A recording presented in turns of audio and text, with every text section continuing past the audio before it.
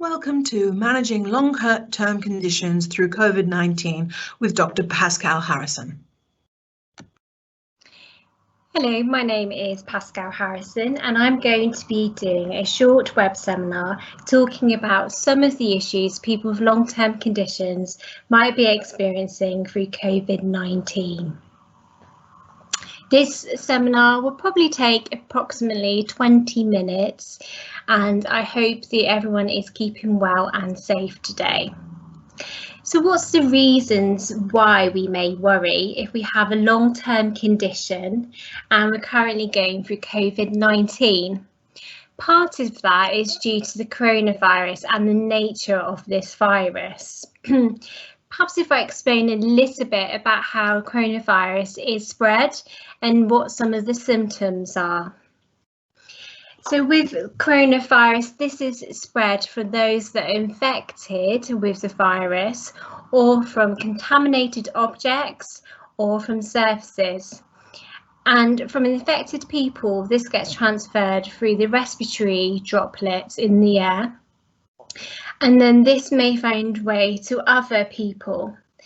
And what happens, the symptoms of the coronavirus can take almost 5 to 14 days, where a person may not be showing signs of the symptoms, but they may have contracted the coronavirus.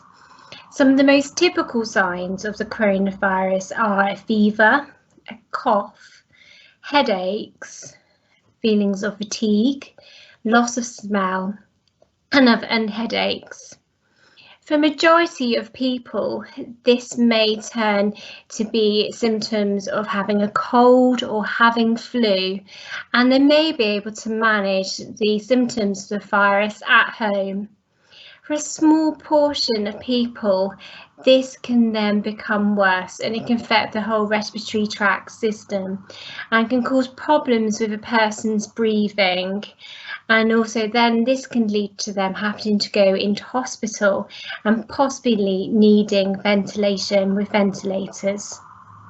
Those with long-term conditions may have more of increased risk of developing more severe effects of coronavirus. And this is due to the part of the coronavirus targeting the lungs and the airways. What are the health conditions more at risk of coronavirus?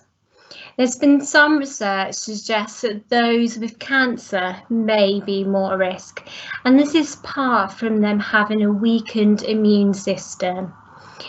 And those that may be undertaking chemotherapy, immune therapy, may be taking medication, or may have had these forms of treatments over the last 6 months may be vulnerable, or those that are currently going through any blood treatment or bone marrow treatment. So this could put these individuals at in a vulnerable group and more at risk for some of the complications.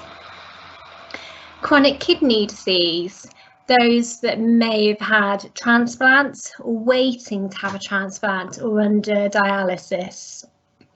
Cardiovascular disease, these are individuals that may have had a heart attack or may have heart muscle disease or may have been under heart failure. These individuals could be more prone of developing more complications. Some of the autoimmune conditions, so diabetes type 1, HIV, sickle cell, which is a blood disorder group, Crohn's disease, which involves problems with the inflammatory part of the bowel, lung conditions, so those with COPD and bronchitis, where it may be affecting the person's airways. Neurological conditions such as cerebral palsy. So what makes these conditions more vulnerable? So these individuals are more likely to have a weakened immune system. So they may be having more difficulties producing the blood cells to help protect them from the virus. They may be having treatments such as chemotherapy or dialysis, are using immunosuppressive medication, individuals who are having oxygen therapy. These individuals are more vulnerable to having problems.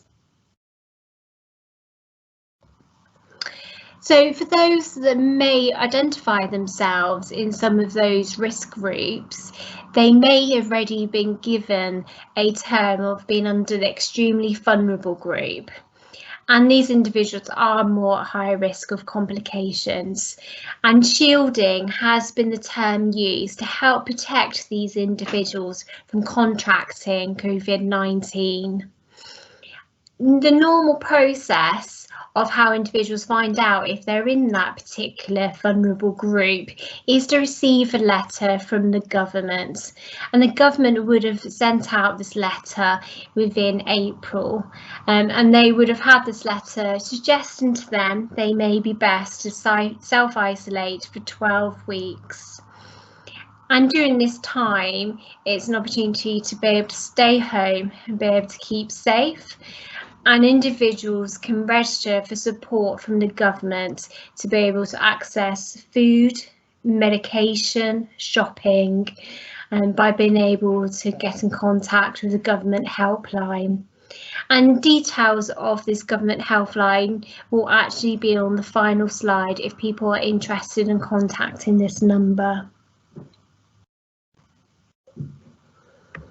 So understandably, those with health conditions, so those that may have been mentioned on the previous slide, or those health conditions that haven't been mentioned, like those who have chronic pain, fibromyalgia, chronic fatigue, ME, they may be worrying about their own health and how COVID-19 interacts with that.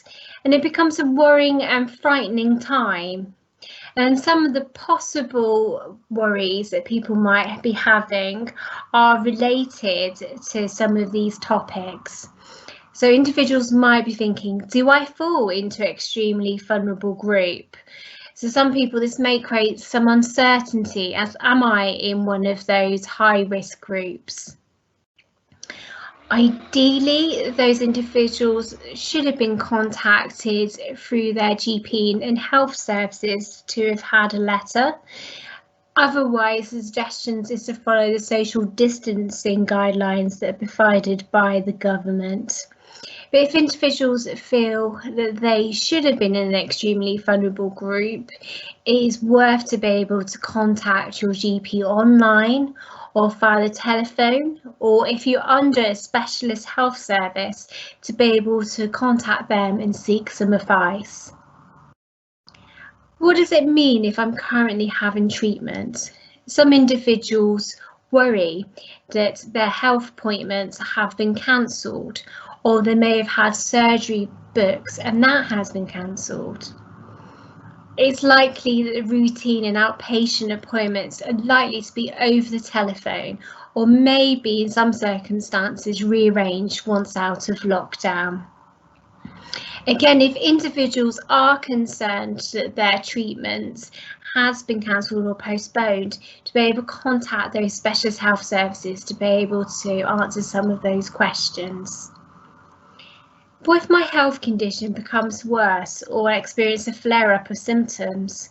So for some people, they're worried if they were to have the coronavirus, this then may cause a flare-up of the already existing health problems.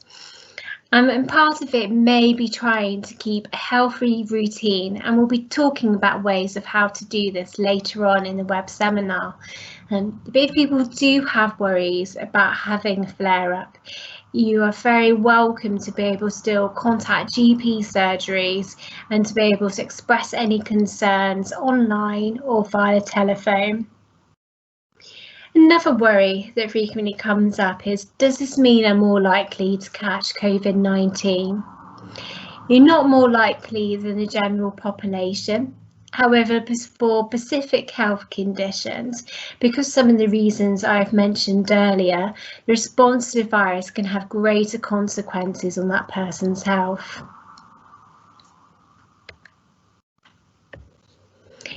Sharing those health worries.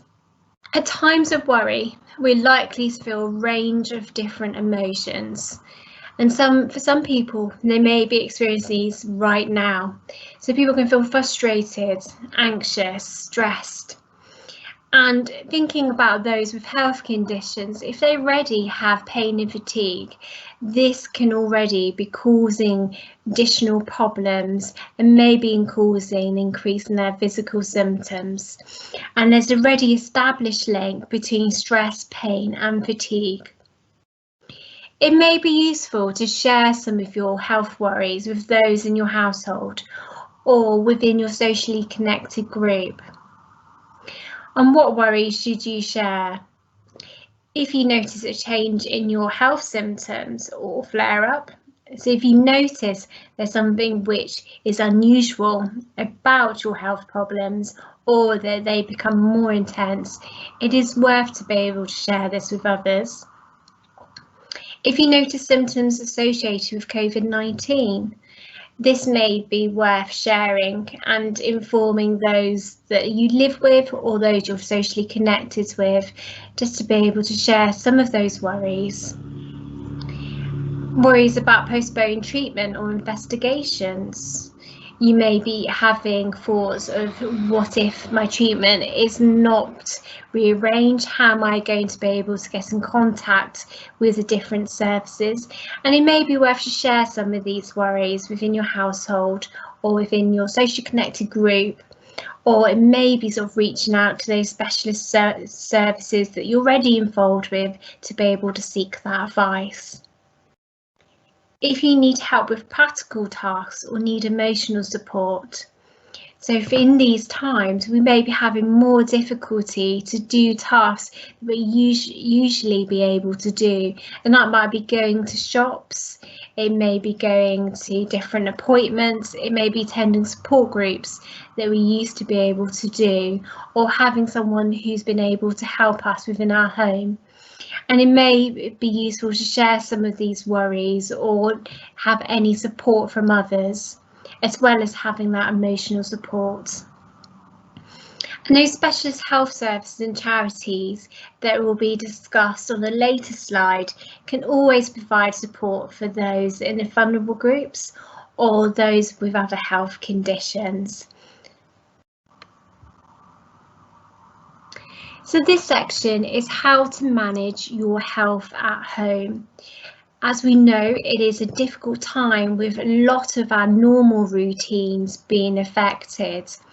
And this can be the same for those with health conditions.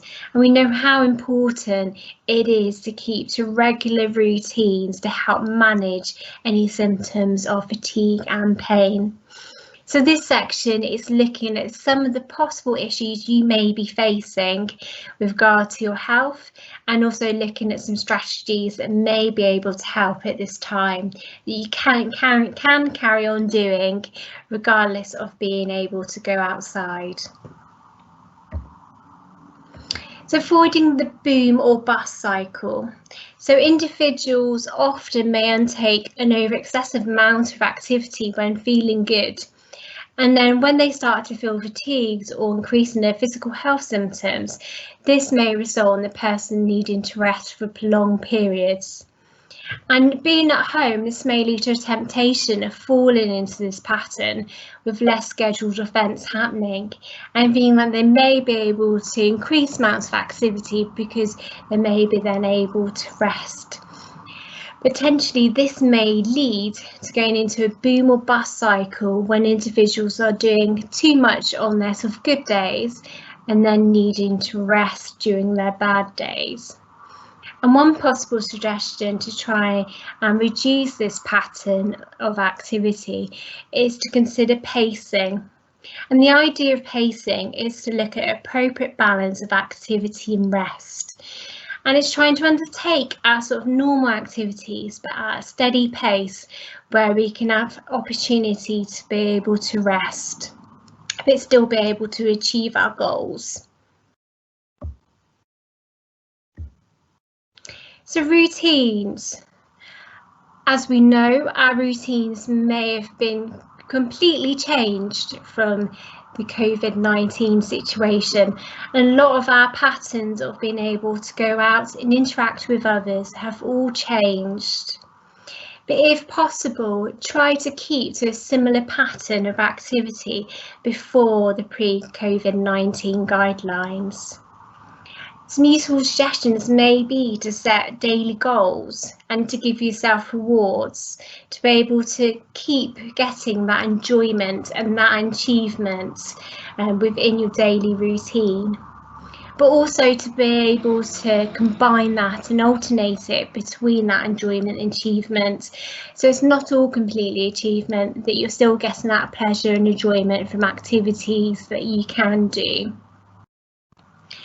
Try to include activities that help to remain socially connected, such as online exercise groups or talking to friends online.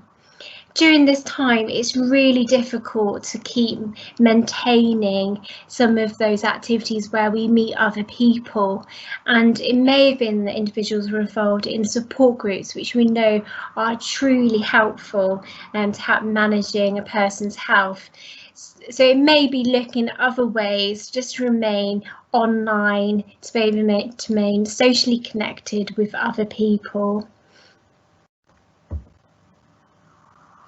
SMART goals.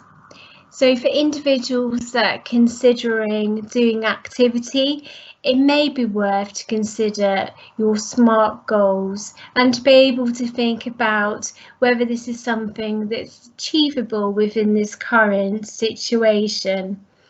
So part of when we look at introducing an activity that we wish to try, it may be an activity we've previously done or an activity that is going to be new, is to think about whether that goal is specific.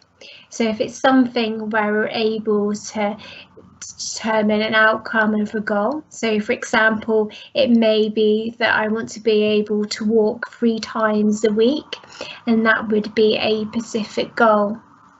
Is it measurable? So is it something we can measure in time or measure in the level of activity? And this is something worth thinking about. So going back to that goal of walking, so is it a goal where we want to be able to walk 3 times a week for 5 minutes each time? Is it attainable? So thinking in the current COVID-19 situation and being able to manage your health condition, is this something that you'd be able to do? Is it relevant? This is considering how important it is for you, and with the SMART goals, it's worth thinking how important is it in this current situation? Is it going to increase your level of enjoyment and satisfaction and achievement? Is it time-based? So going back to the idea of the walking goal, so if it was set for 5 minutes, is it something that you'd be able to know that you've achieved in that 5 minutes? Or thinking, is it a goal that I would like to be able to walk 3 times a week within the next month? And again, that would be looking at time-based, something we're able to measure. So SMART is a really useful way of considering and breaking down some of those activities that we really would like to start. So SMART is one way of being able to understand our goals and what we hope to gain from them. So thinking about other strategies that can help us during this time is to think about how we can help for us to feel less anxious and stressed. And relaxation is one way of being able to calm down our body and be able to help us to cope with any levels of distress. So one of these options is deep breathing.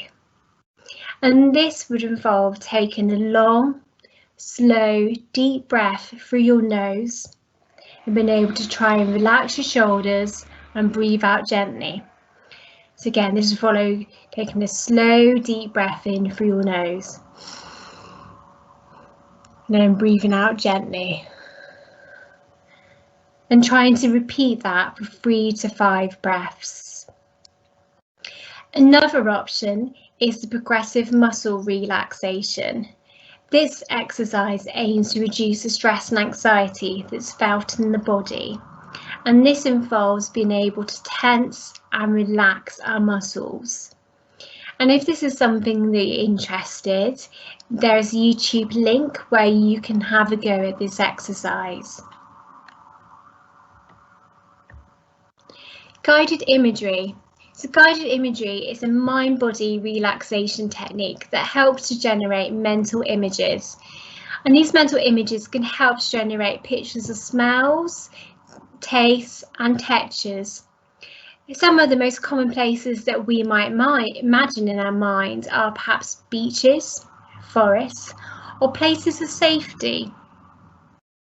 And this gives a way to be able to help us to be able to relax, but also to stay in the present moment. And if this is something that you're interested, please feel free to click on these links and perhaps be able to engage in one of these guided imageries.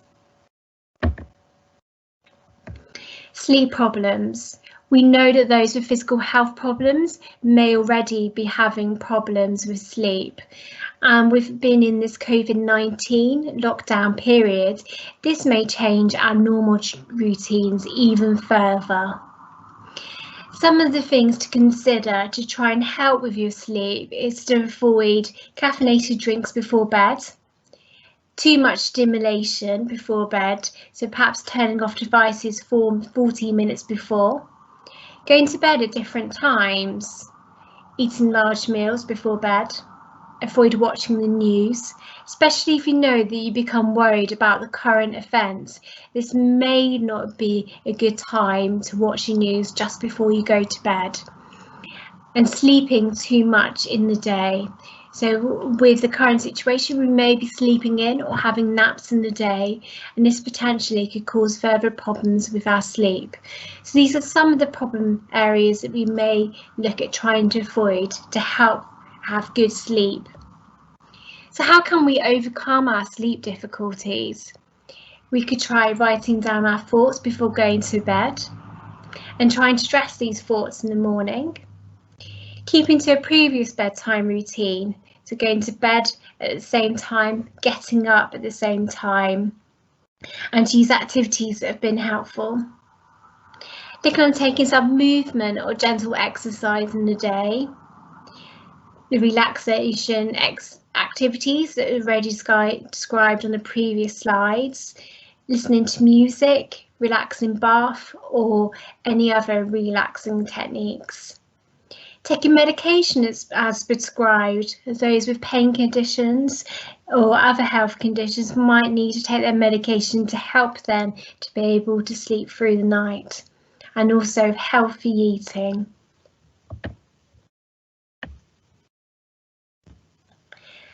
And here are some of the possible useful resources and contacts that people may be able to contact during this time.